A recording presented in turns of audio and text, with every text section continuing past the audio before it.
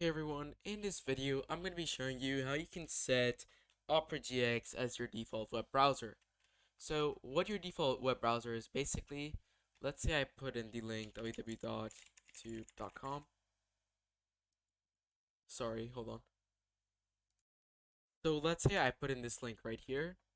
If I wanted to open up YouTube, when I press on this, it will open it on my default web browser, as right now for me it is Google Chrome. So in this video, I'm going to be showing you guys how you can set your default browser to Opera GX.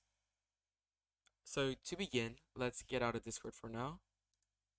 What we are going to be doing is heading to our Windows Start button and heading to Settings. Once we're in Settings, we're greeted with multiple options. The main option we want to look at are the apps. As you can see on apps, we have uninstall, defaults, which is where we're going to be heading, and optional features. So let's press on apps. From there, we have apps and features, default apps, offline maps, apps for websites, video playback, startup, etc. We're going to head into the default apps. And from here, as you can see, we have email, maps, music player, photo viewer, video player, and web browser. As you can see right now, our web browser is Google Chrome. In order to change this, we're going to press on it once. And now we have Microsoft Edge, Firefox, Google Chrome, Internet Explorer, and Opera GX Internet Browser.